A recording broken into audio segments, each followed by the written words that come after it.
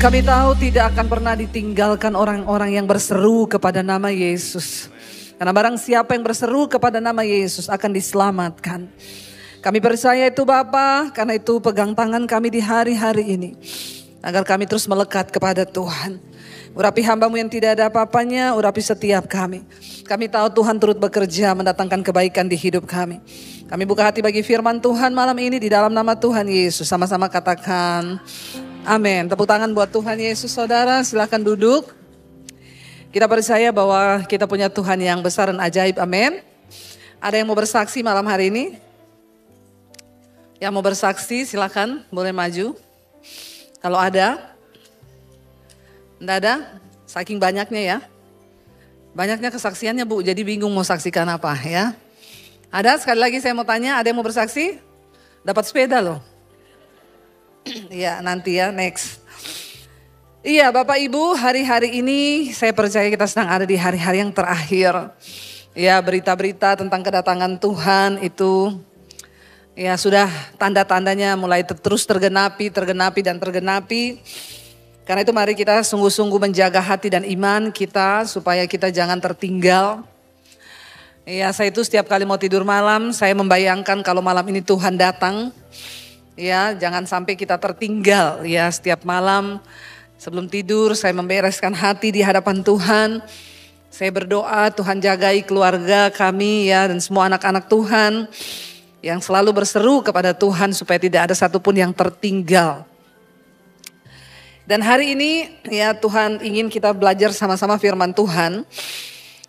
Apa yang bisa membuat kita ini tersesat di hari-hari ini saudara? Sesungguhnya ya kita tahu setan itu bekerja luar biasa. Tapi setan itu bekerja dengan tipu daya. Ya, iblis itu adalah bapa dari segala pendusta dan penipu. Jadi pekerjaannya itu halus dan tidak terlihat. Malam ini Tuhan bukakan satu firman Tuhan buat setiap kita. Buka bersama Yakobus pasal yang keempat.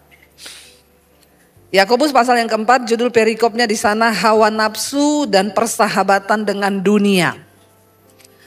Ya, hawa nafsu dan persahabatan dengan dunia. Ini adalah hal yang sangat memungkinkan kita ini terpisah dari Tuhan hari-hari ini.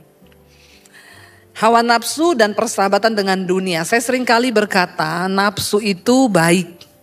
Karena Tuhan menciptakan kita dengan nafsu. Kalau gak ada nafsu bahaya. Ya, nafsu makan itu baik dari Tuhan. Tapi makan yang normal itu sehari 3 kali. Ya, bahkan sekarang ada penelitian makan sehari sekali itu lebih bagus lagi. Ya, karena intermittent 24 jam.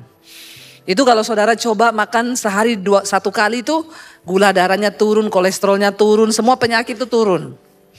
Ya, jadi jangan bilang sekarang wah susah saya makan hanya sehari sekali, itu sehat. Amin. Ya, banyak sekarang orang yang melakukan itu. Hawa nafsu ya, tapi nafsu itu kalau ketambahan hawa itu yang bahaya. Ya, contoh nafsu makan 3 kali sehari itu normal.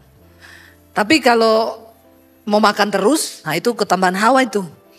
Jadi hawa nafsu, jadi sedikit-sedikit pengen makan. Pokoknya apa yang dilihat dimakan. Biar teman sendiri juga, nah ini hawa nafsu namanya ya. Jangan ya nak ya.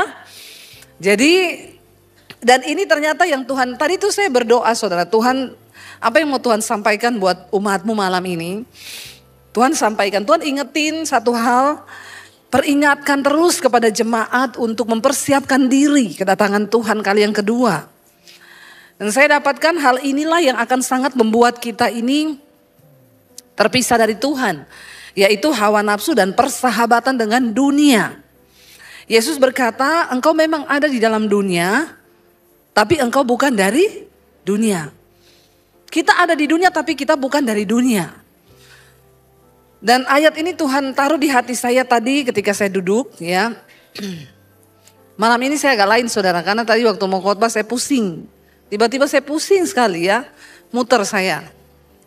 Lalu saya ke belakang, saya minum air gula dulu ya.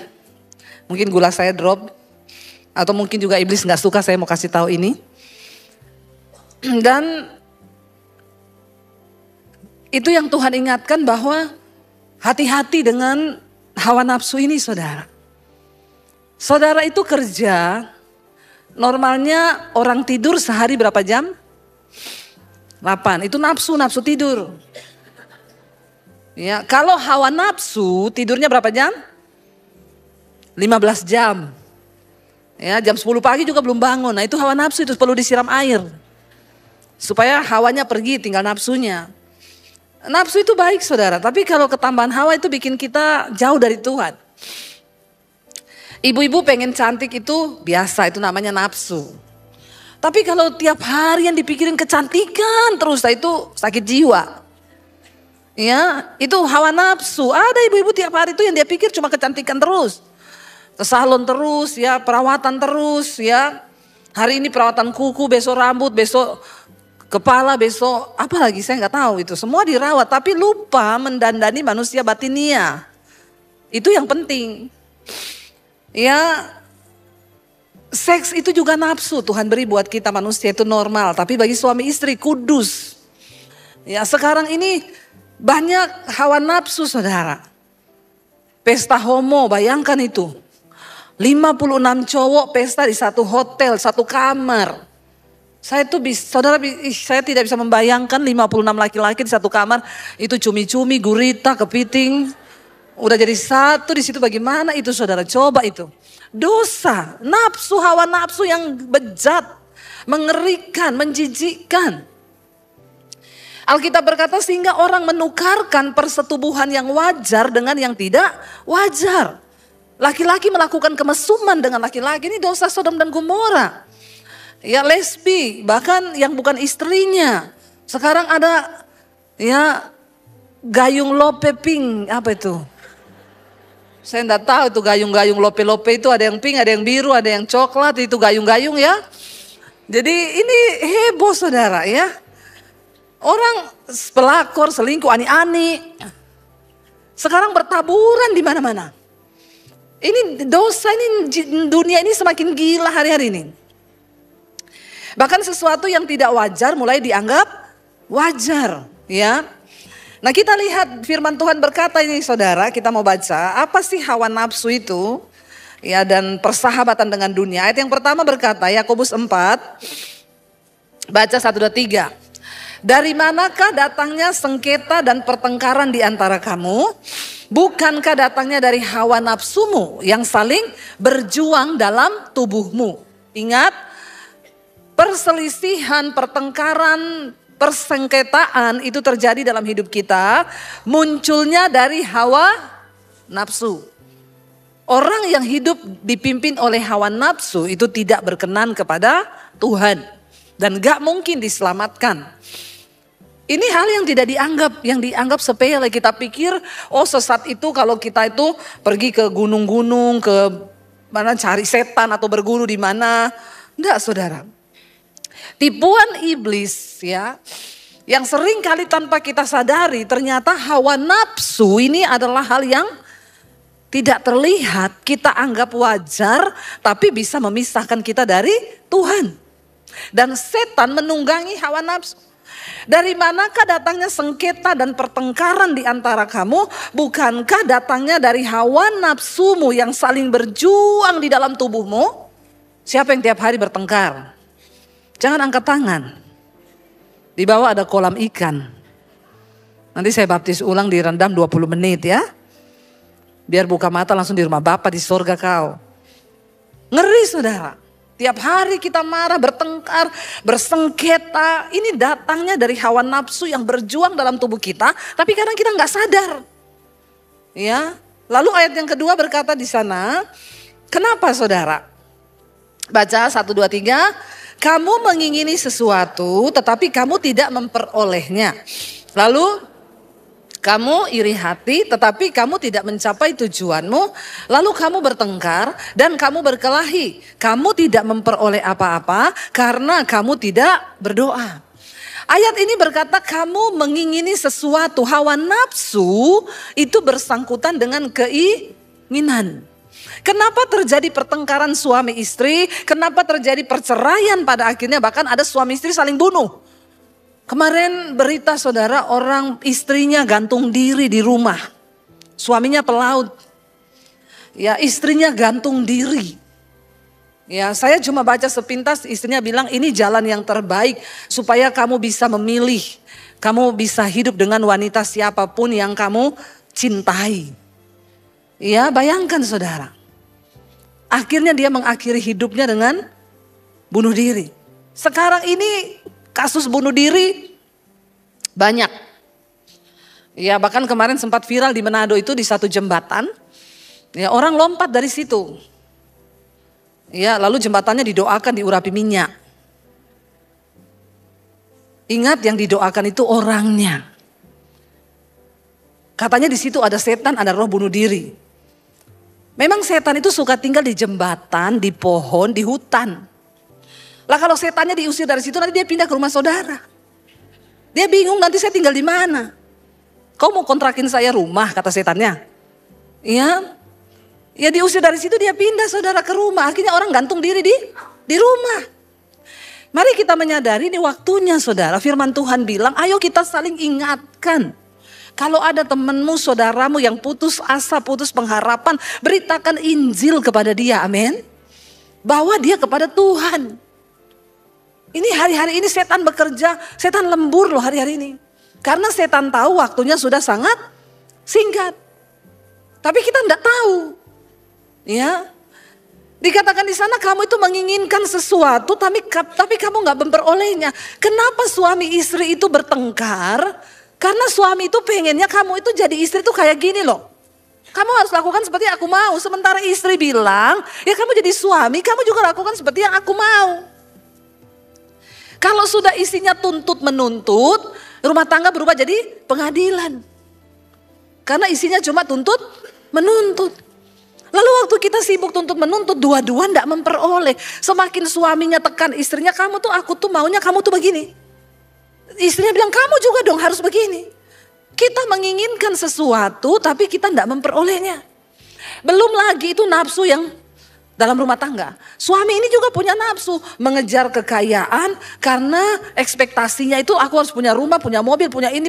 Jadi semua dikuasai oleh hawa nafsu. Istrinya juga punya nafsu. Aku tuh gak pengen jadi istri kayak gini-gini terus. Aku tuh pengen gini. Jadi saudara, hidup manusia ini hanya dipenuhi oleh hawa nafsu. Lalu kita ini melupakan Tuhan. Belum kita dikejar target dari kantor, dari perusahaan. Kita harus tutup targetnya itu sekian sampai tanggal sekian. Dan kita lupa untuk berserah kepada Tuhan. Ya. Sampai pada akhirnya nanti ada orang yang di stop sama Tuhan. Waktu jantungnya berhenti, mati baru stop. Karena gak pernah ingat Tuhan. Cuma sibuk memburu hawa nafsunya yang membinasakan. Engkau kepengen sesuatu tapi kau tidak memperolehnya. Lalu kehilangan damai sejahtera. Ya, hawa nafsu yang saling berjuang tadi dalam tubuh kita. Akhirnya mulai apa? Membunuh, iri hati. Ternyata iri hati itu juga timbul dari hawa nafsu yang tidak terpenuhi. Aku tuh loh pengen punya mobil, gak bisa-bisa, kok dia punya mobil. Mulai iri. Tapi seringkali kita tidak menyadari saudara. Ini berjuang terus dalam diri kita. Kita tidak memperolehnya, lalu kita membunuh iri hati. Tapi kamu tidak mencapai tujuanmu, lalu apa? Bertengkar, berkelahi. Tapi kamu tidak memperoleh apa-apa karena kamu tidak berdoa. Banyak orang hanya sibuk mengejar hawa nafsunya. Dia lupa untuk duduk di kaki Tuhan.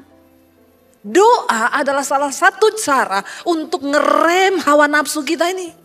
Amin saudara. Makanya tadi kita penyembahan itu ketemu Tuhan. Nangis di hadirat Tuhan tuh enak kan? Rasanya kalau udah nangis betul dalam hadirat Tuhan. Kepengen Tuhan datang sekarang. Tuhan datang sekarang. Angkatlah kita ini. Ini muka-mukanya kok sedih ya, saya bilang Tuhan datang. Jangan dulu Bu, besok saya mau closing dulu ini Bu ya. Lagi ada tender besok nih Bu, jangan dulu. Dalam hadirat Tuhan itu enak, kita tuh rasa aduh kayaknya udah bukan di dunia ini lagi, lupa semuanya. Ya penuh sukacita, ada kelegaan, ada kelepasan dalam hadirat Tuhan itu. Makanya salah satu cara untuk untuk menekan hawa nafsu kita itu, kita harus banyak duduk di kaki Tuhan. Jangan lupa berdoa. Supaya hawa nafsu kita ini keren saudara, karena enggak bahaya. Kamu enggak memperoleh apa-apa tapi karena kamu tidak berdoa. Ayat 3, atau kamu berdoa juga. Atau ada juga orang berdoa, tapi ternyata kamu tidak menerima apa-apa karena kamu salah berdoa. Doa pun itu tidak boleh sembarangan. Tidak semua doa kita tuh benar. Jangan pikir saya doa bu, sehari saya doa itu sampai 3 jam. Lasing di doa itu apa?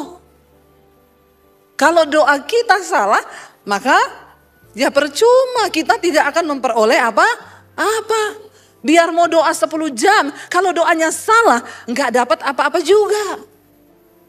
Jadi semua harus lahir dari sikap hati yang benar. Bukan dari, ada orang berdoa dengan hawa nafsu saudara. Ya, maksa Tuhan, pokoknya Tuhan, ya tahun ini aku harus punya rumah, punya mobil, punya ini, punya itu. Emang Tuhan tuh siapamu? Ya, jangan salah berdoa. Karena apa? Salah berdoa itu artinya apa? Kamu salah berdoa sebab yang kamu minta itu, balik lagi, hendak kamu habiskan untuk apa? Memuaskan hawa nafsumu.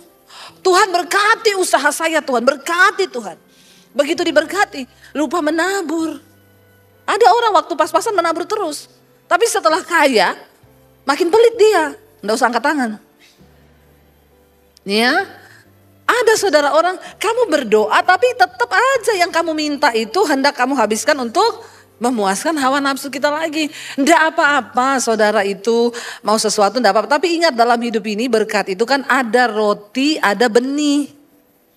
Kalau roti silakan dimakan. Benih harus kembali ditabur. Lihat pekerjaan Tuhan. Lihat orang-orang yang membutuhkan. Ya, supaya kita ini tidak bekerja, kalau semua berkat kita makan. Ya, bayangkan kalau benih juga dimakan. Lalu apa yang mau kamu tuai nanti ke depan?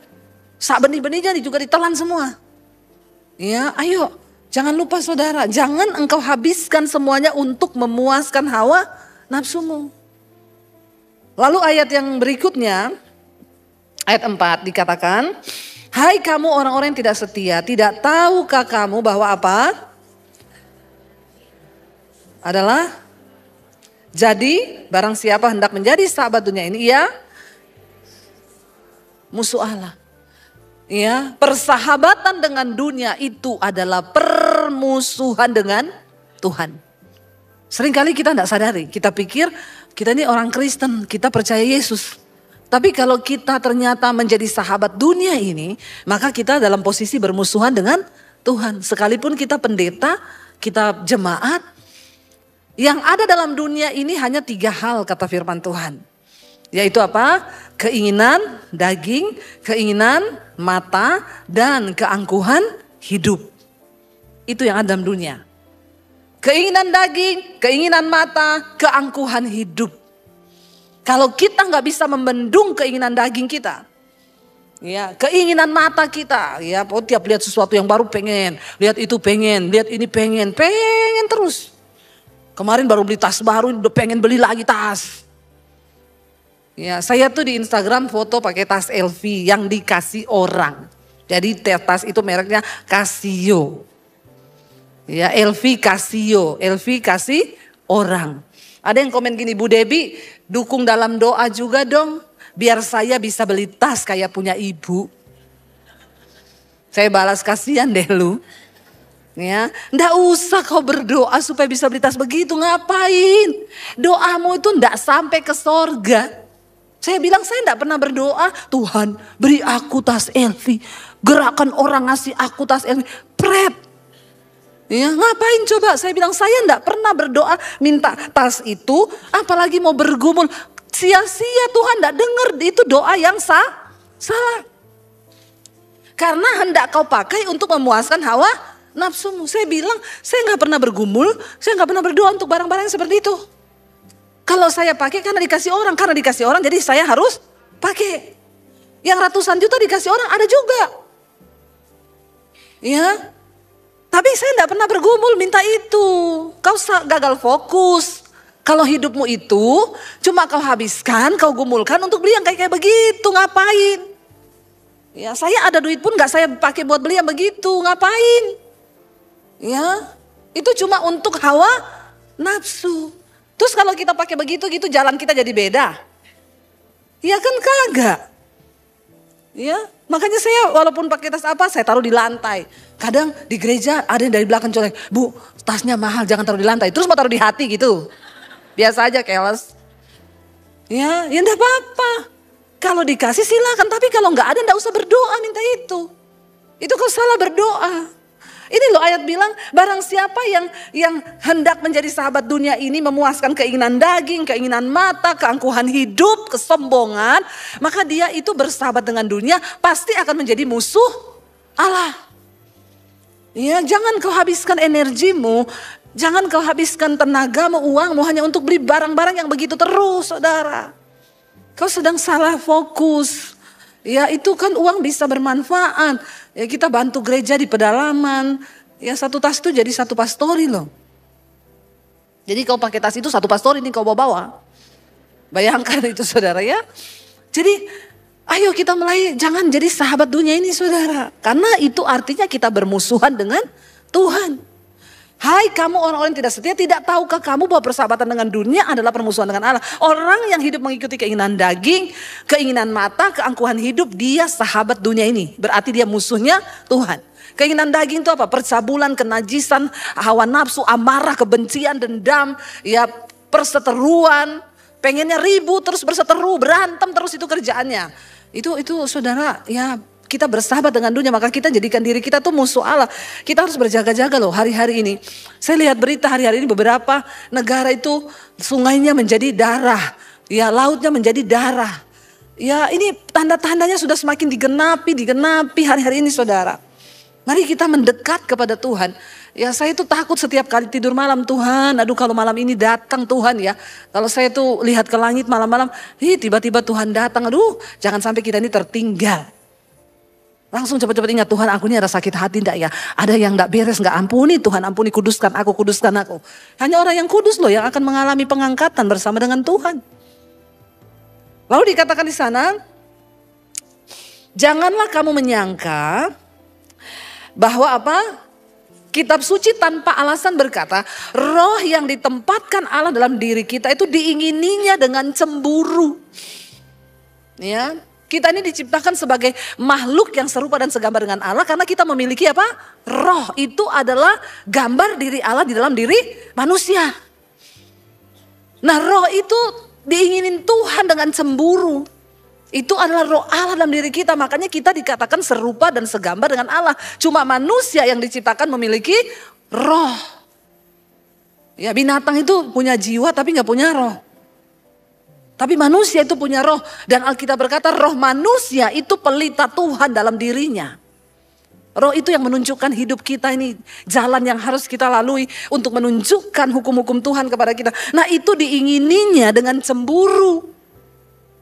Makanya Alkitab bilang barang siapa membinasakan bait Allah, maka Allah akan membinasakan dia. Tubuhmu itu adalah bait Allah, tempat berdiamnya roh Allah.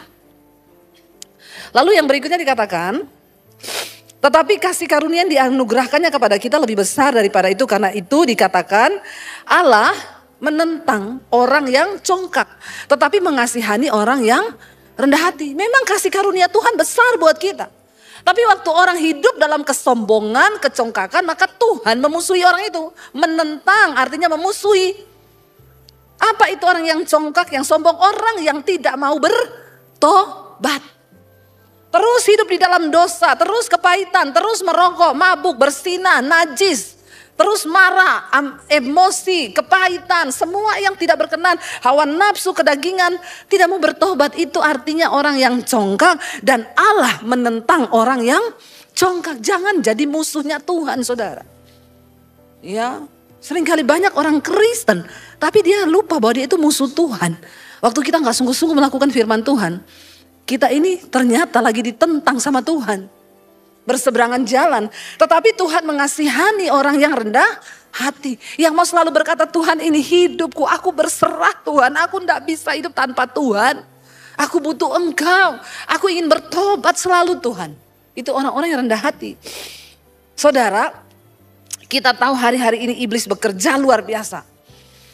Saya sekali lagi mau bilang, iblis hari-hari ini lembur. Karena dia tahu waktunya sudah sangat singkat. Makanya banyak orang bunuh diri, banyak perceraian. Itu karena iblis lembur. Ya, jangan lupa loh. Kejahatan semakin bertambah itu karena iblis lembur. Nah kalau iblis lembur, masa kita gak mau lembur? Masa kita gak mau berusaha hidup dalam kebenaran, membawa semakin banyak orang masuk ke dalam kerajaan Allah?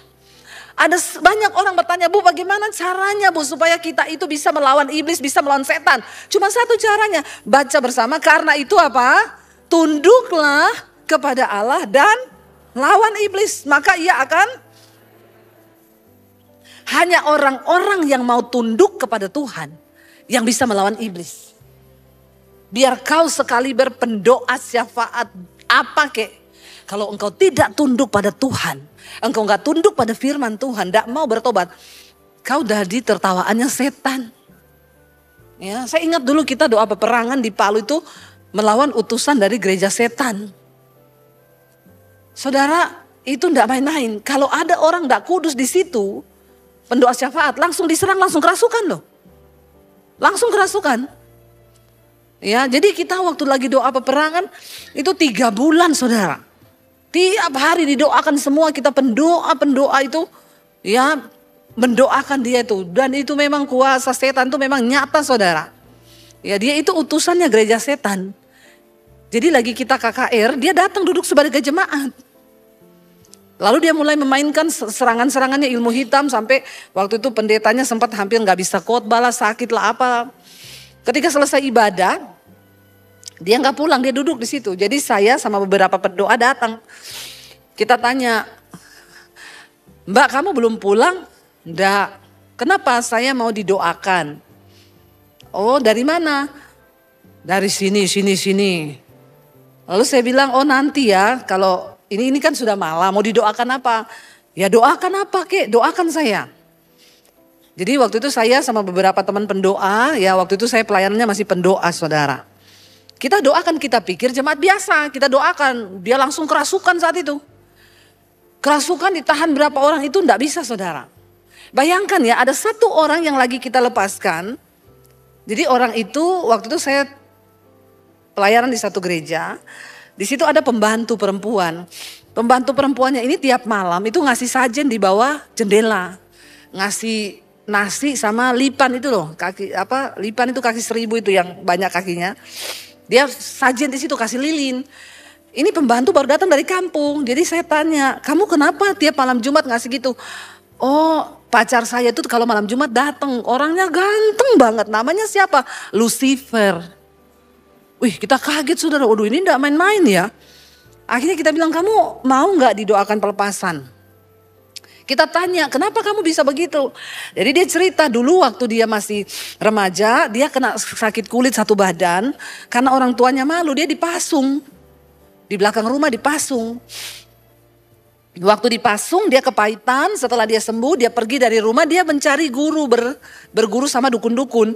Tujuannya dia mau balas dendam, mau bikin mati ke orang tuanya. Lalu dia datang ke Palu, dia melamar di gereja itu jadi pembantu. Nah setelah itu kami layani doa pelepasan. Saya baru kali itu lihat ada setan, benar-benar setan. Saya tahu setan itu ada, tapi saya belum pernah lihat setan. Nah waktu dia doa pelepasan itu saya baru lihat setan itu ada. Saudara, waktu kita berdoa di ruangan gereja itu, ini bukan yang dari gereja setan loh, ini yang pembantu itu. Waktu kita berdoa, pertama saya teriak dalam nama Yesus, dia teriak panas, panas. Saudara tahu itu rambutnya panjang berdiri, terus matanya itu mau keluar merah. Nah, itu saya bilang ini setan beneran tuh. Sempat gerak saya, mau lari saya. Saya tengking dalam nama Yesus, rambutnya berdiri saudara. Saya tengking dalam nama Yesus. Tadinya dia kepanasan, lama-lama dia ketawa gini. Aduh saya bilang Tuhan ini setan loh ini. Ya. Jangan menertawakan saya ya. Jadi nanti saudara jadi mirip dia loh kalau ketawain. Saya tengking so, dia ketawa makin kenceng. Aduh ya saya sama teman-teman lihat-lihatan. Aduh bagaimana ini? Udah jurus pamungkas di dalam nama Yesus dia ketawa. Lalu saya bilang, Tuhan kasih, kalau saya lari berarti setannya menang ini. Nggak mulai kita lari nih. Saya berdoa, apa yang harus saya lakukan Tuhan? Tiba-tiba Roh Kudus kasih hikmat. Tidak usah ditengking, ambil gitar, naikkan pujian.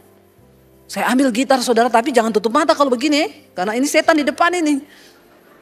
Saya ambil gitar saudara, makanya kalau saudara tuh sering nyanyi tuh, setan tuh gak suka lihat orang nyanyi.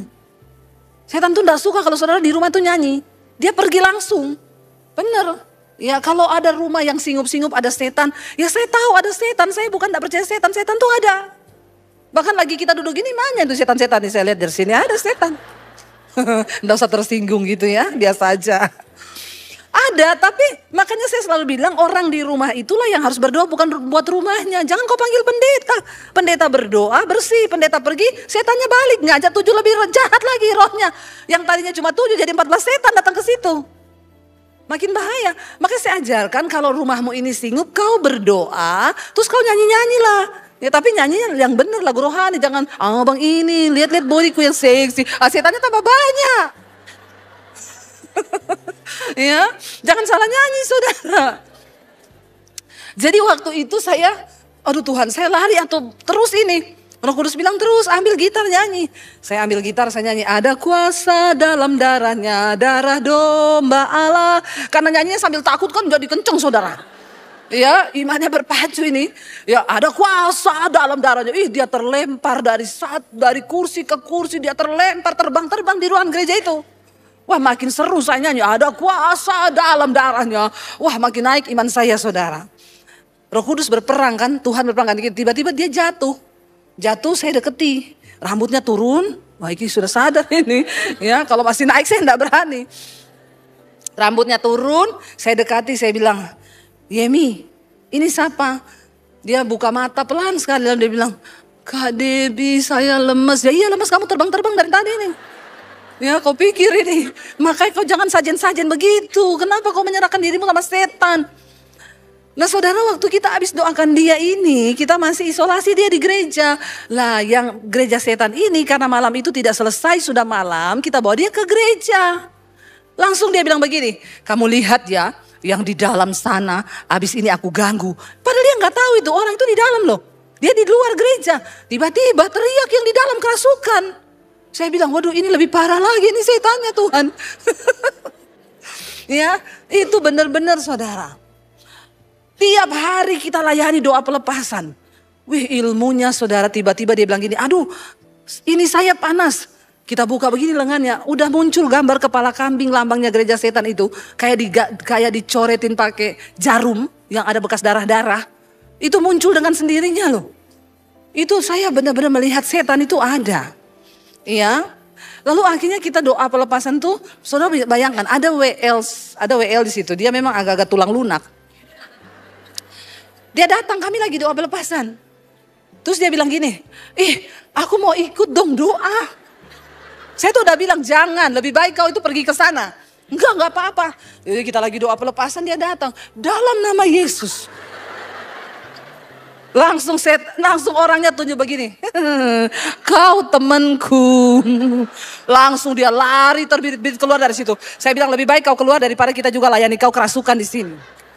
Ya, setan tuh tahu saudara. Setan itu tahu siapa temennya. Saudara pikir setan tidak tahu? Setan tahu kok. Yang duduk-duduk di sini setan tahu siapa temennya siapa. Ya, jangan kau menjadi sahabat dunia ini.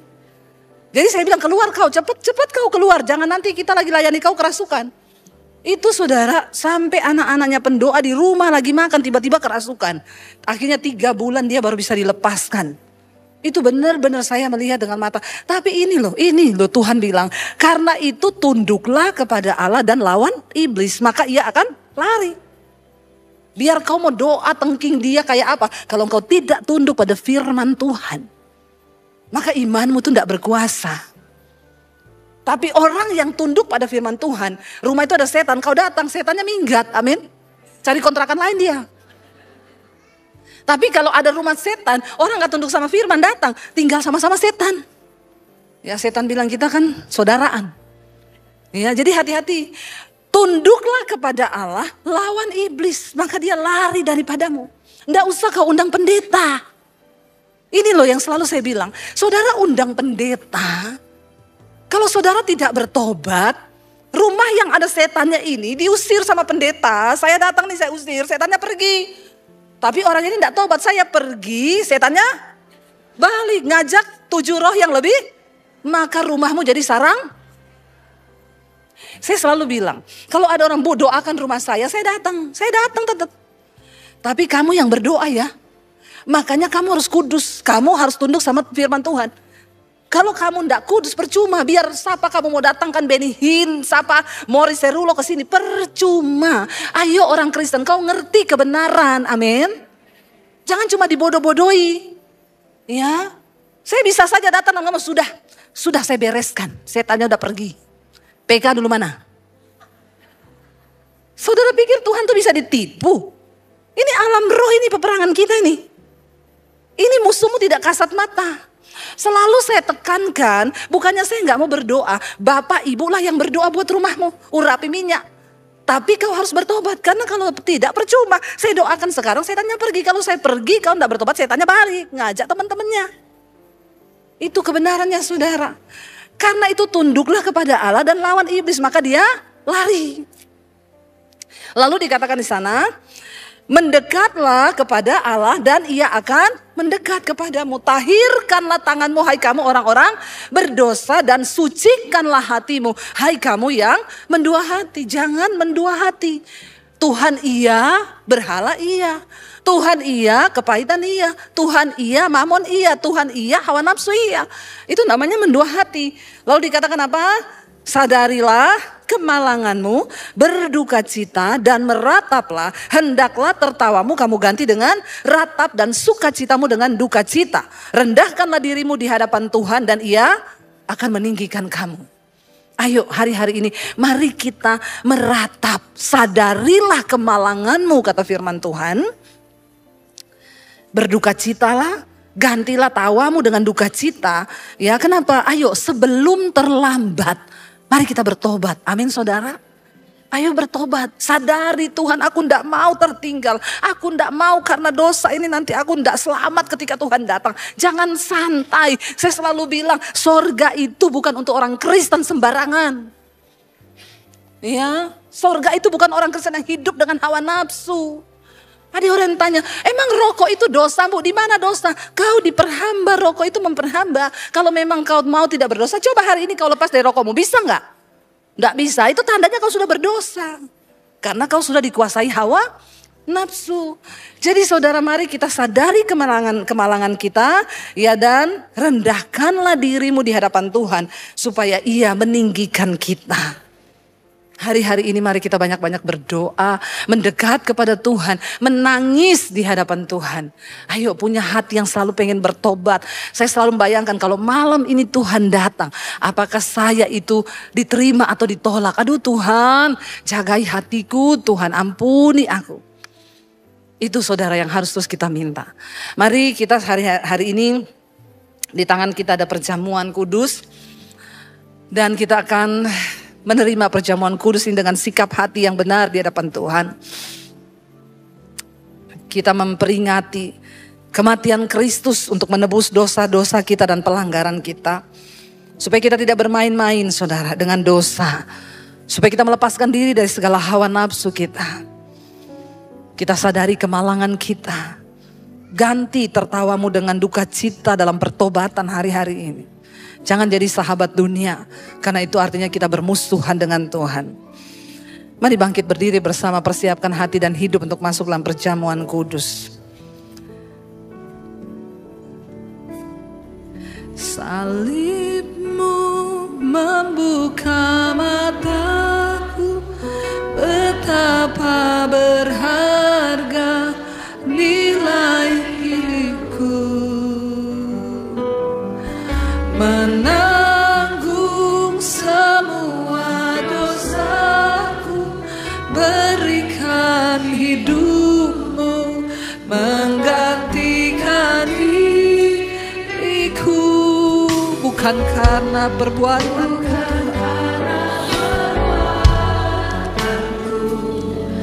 anugerah yang selamatkanku. Yesus, apa arti hidupku bila Kau tak berikan nyawamu yang terbaik tersedia bagiku. Ku bersyukur atas kasih-Mu. Yesus, apa arti hidupku bila Kau tak berikan nyawamu yang terbaik tersedia bagiku. Ku bersyukur atas kasih karunia-Mu. Perjamuan kudus adalah salah satu sakramen, sesuatu yang sakral. Kita memperingati kematian, pengorbanan Kristus yang rela memberi nyawanya untuk menebus kita dari maut dan kebinasaan. Karena itu saudara, mari periksa hidup kita di hadapan Tuhan. Kalau ada sesuatu yang tidak layak, minta ampun dan bertobat di hadapan Tuhan. Kalau di hatimu ada kepahitan, ada amarah, ada kebencian terhadap siapapun. Kalau engkau masih terikat dengan dosa-dosa, kenajisan, percabulan. Kalau engkau terikat dengan rokok, judi, dengan film porno, dengan amarah, dengan apapun, kenajisan, perselingkuhan. Mungkin engkau terikat dengan hawa nafsu dunia, keinginan matamu yang tidak pernah engkau bisa tolak. Selalu ingin dan ingin dan ingin memiliki. Mari kita berkata di hadapan Tuhan. Kami tidak mau menjadi musuh Allah. Kami ingin menjadi sahabat-Mu Tuhan. Biar Tuhan tolong kami untuk mematikan semua kedagingan kami Tuhan. Dan hidup mengejar perkenanan Tuhan dalam hidup kami. Mari angkat roti tinggi di tangan kananmu saudara. Ini adalah tubuh Kristus yang terpecah untuk kita.